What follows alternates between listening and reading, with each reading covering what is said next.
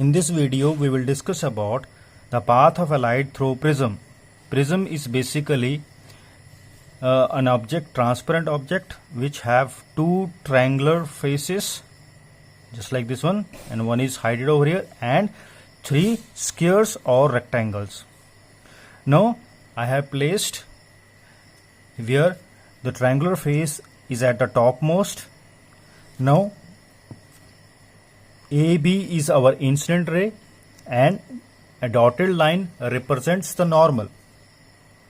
This is our normal, and this incident ray is making an angle of I with normal.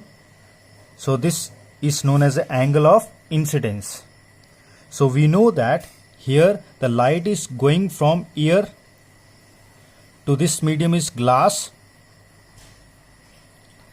So it is moving from rarer to denser. So this medium is rarer and this medium is denser.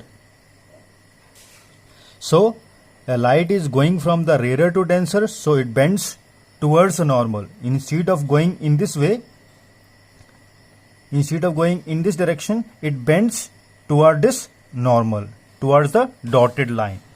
So it will look like this one.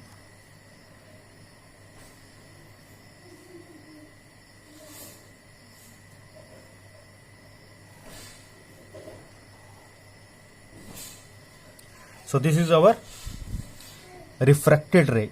Refracted ray is making an angle of R1 with normal. So this is known as angle of refraction. And this refracted ray moves along the BC. At point C, the ray is crossing from glass to air. So glass is our denser medium and air is our rarer medium. So air is our rarer medium, so it is moving from denser to rarer. So it bends away from the normal. Instead of going in this direction, it bends away. This is normally is toward this side, so it bends away from the normal, means towards this side. So it moves along this direction. So this is our emergent ray. We call it as a emergent ray.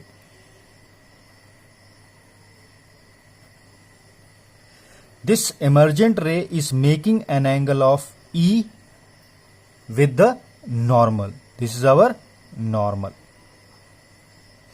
So here the path of a light through this prism is A, B, C, D. When a light or incident ray, when a ray of a light is passed through this prism, it bends towards its base. So this is our base. This incident ray, it will bend toward this base.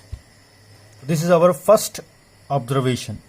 The second observation is that if you draw a incident ray, this is our incident ray, and if I draw backward the emergent ray, and this is our emergent ray, they are making an angle of delta. This is known as angle of deviation. So we have another term, that is incident ray.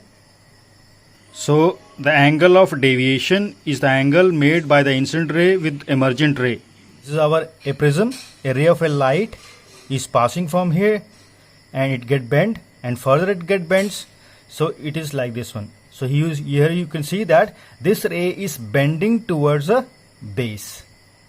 So similarly, the angle between the incident ray and this is our emergent ray, this angle is known as the angle of deviation. If any ray is incident on this prism, it bends towards its base, like this one. So by this way, if I talk about convex lens and concave lens, then if you see convex lens carefully, this convex lens is made up of two prisms. If you see carefully, this convex lens is made up of two prisms. So if any ray is falling on it, it bends towards its base. So it bends towards like this one.